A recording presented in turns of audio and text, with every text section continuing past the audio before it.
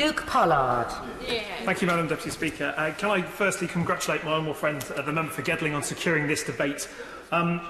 I rise to speak not only for the armed forces in Plymouth, but those right around the world. They deserve our thanks and respect for all the work they do. But I think it's also worth noting that it's not just those people that serve in uniform that we should be thanking in a debate today, but all those civilian defence workers who support our armed forces in such a good job. Not only the engineers, designers, tradesmen, technicians at Devonport Dockyard, but those in the entire supply chain, or the defence family, as it has been referred to. Plymouth is, as we know, entwined with this debate, not only as a defence city, but because of HMS Albion, HMS Bulwark and the Royal Marines being based in Plymouth at the heart of this debate about defence spending. A strong defence is worth fighting for, and that is something that has been shared, a sentiment that has been shared by members on both sides of this House. I think the defence communities have had enough of the talk of cuts.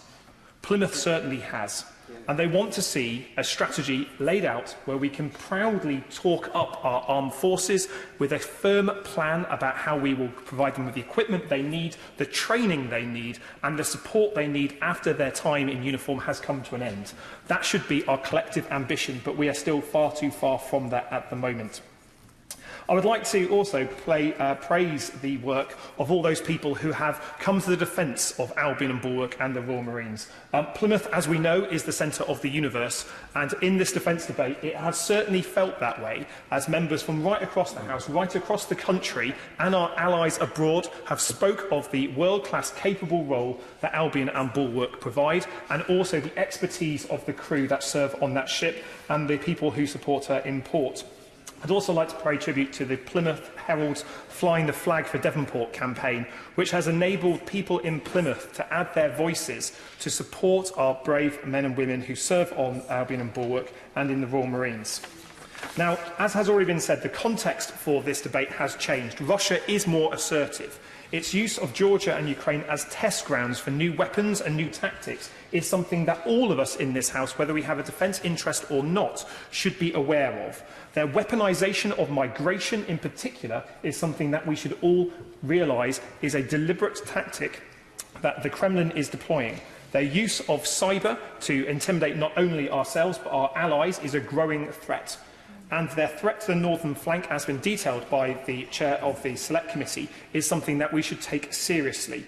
Their threat to the Baltic states is something we should also know about. Now, I did a quick test around the Baltic states, asking people to name the Baltic states from north to south. And I have to say I'm concerned.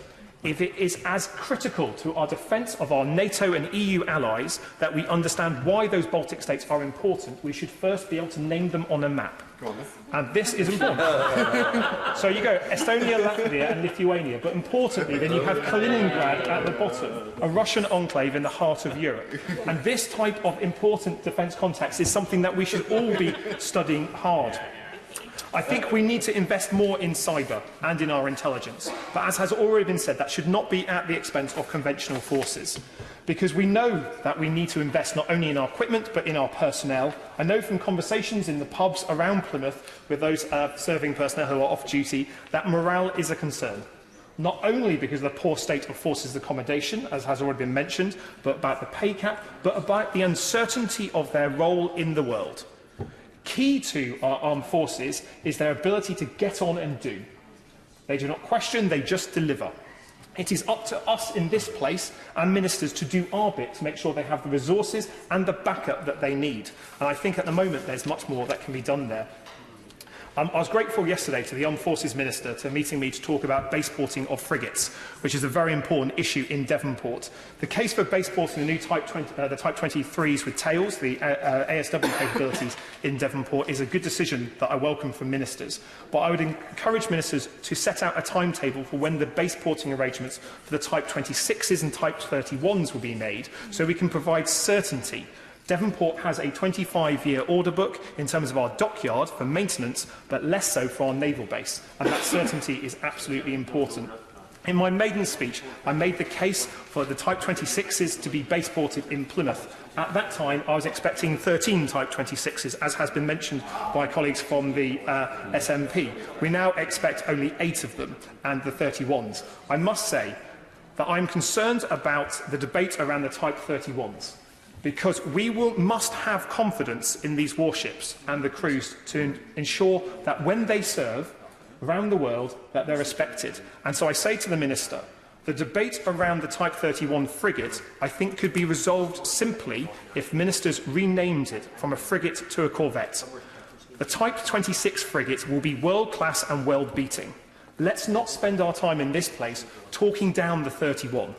We should have 13 Type 26s, but for various reasons we are not. So let's have 5 world-class corvettes, not just cheap frigates, because that will do us all no favours and will do the Royal Navy no favours, and I think is something that could easily be rectified. As I'm also making requests of the Minister, can I also ask him in his concluding remarks to provide some clarity on what is happening with HMS Ocean? Having returned from expert work in the Caribbean supporting the hurricane-hit communities, to hear from the Brazilian government that they had purchased HMS Ocean for £84 million and not from the UK government felt like a kick in the teeth for those people closely associated with this expert and world-class ship. So I'll be grateful if the Minister could provide clarity on what is happening to her. I mentioned at the start of my remarks about Albion and Bulwark. Plymouth as a centre for amphibiosity is a promise that was made by the ministers, and I expect them to hold true to that promise. That means not only retaining the Royal Marines in Plymouth after the closure of their spiritual home at Stonehouse Barracks with a new purpose-built facility in the Plymouth area. It's about ensuring that we have amphibious ships that are capable. The Bay classes are brilliant ships, but they cannot replace the capabilities of the Albion-class ships, and neither can the carriers. Losing HMS Ocean's unique littoral capabilities for a helicopter carrier cannot be replaced by the Prince of Wales. So we know we're having a capabilities cut already, but we need to make sure that in providing a world-class centre for amphibiosity, we retain Albion and Bulwark and the Royal Marines. I'm pleased that there has been cross-party and cross-chamber support for the retention of the Royal Marines and the amphibious warships. And I know that ministers have listened carefully to this. I must say to the Minister that there is a lot of people from both sides of the House who will want to join you in any contest you have with the Treasury to make sure that you get the resources that you need to provide for our armed forces. However, on 4 occasions to date since being elected, I've asked ministers to rule out cuts to Albion and Bulwark. But on 4 occasions, I've been told that it is simply speculation and it is untrue. I ask the Minister now, give some certainty to those people who serve on those ships and rule out the cuts once and for all so we can focus on where we need to get to. That will also be the case on ruling out cuts to the Royal Marines. Plymouth already saw 300 Royal Marines from 4-2 Commando lost just before the general election. So we have recent history of knowing that cuts to the Royal Marines can and indeed do happen. They are a vital pipeline for our Special Forces. Of the 6,500 Royal Marines, 40% of our Special Forces are drawn from the Royal Marines, and it is a pipeline that we need to preserve and embed. Just briefly, in conclusion, I'd like to also raise the issue of submarine recycling. We've spoken about the importance of not only our hunter-killers but also our ballistic missile submarines, but I would like to raise the issue of the 19 decommissioned, defueled or fueled submarines that are lying at rest in Devonport or on the naval base in Rosyth. Valiant, Warspite, Conqueror, Courageous, Sovereign, Splendid, Spartan, Superb, Trafalgar, Sceptre, Turbulent and Tireless are waiting in Devonport Dockyard for recycling. The demonstration project on Swiftsure in Scotland, I believe, is paused at the moment. We need a long-term solution so we can safely dispose of our nuclear legacy, ensuring that when new submarines are brought on board, as a nation we deal with the legacy to ensure that the people of Plymouth and the people of Rosyth do not have to have an uncertain, indeterminate legacy in their dockyards that we do not know what will happen to them in the future. I must say to ministers, this is a topic that is being raised on the doors in Plymouth, and although it only affects 2 places across the country, it should affect all of us in how we deal responsibly with the legacy of our armed forces. The remarks from the member for Glasgow South West about the shipbuilding strategy are clear, and I agree with all of them.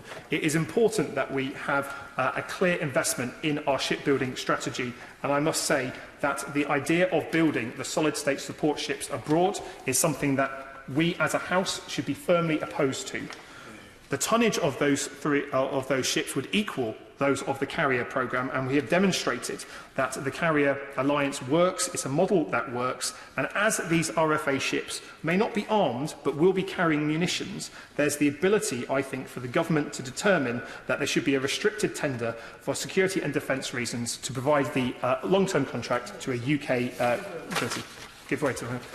I thank my honourable friend for giving way. Does he agree with me that if these ships are procured internationally, that will have serious consequences for the shipbuilding industry in the United Kingdom? I think that's absolutely right. The protection of our sovereign defence capability, not only to build but to design ships, must be preserved, not only in naval matters, but as has been raised by my honourable friend, member for Stoke-on-Trent North, in terms of the Air Force as well, making sure we have a clear strategy and a clear plan to deliver those protecting jobs in the UK, those vital, high-skilled jobs that will preserve us with our unique role in the future. I want to be clear with the Minister and with this House that this debate was too important to miss. I would like to have seen more members here, and I would encourage the Minister to follow the suggestion from the member for North Wiltshire and hold defence debates in government time, because I think it is important that it's not only those people that have served, that have a military establishment in their constituency that voice their view on this, but we have the whole House understanding just how important defence is to the realm, just how precarious the international situation is at the moment, and how vital it is that whether you are a Labour MP, an SNP or a Conservative Member of Parliament, we speak with one voice in backing our troops, backing those people that work with our things, and we may even include the Liberal Democrats and other parties as well, but that we speak with one voice as a House in support of our armed forces. We need a long-term plan with long-term funding so we can provide the certainty and clarity that our armed forces, the civilian contractors that work with them, and our veterans need.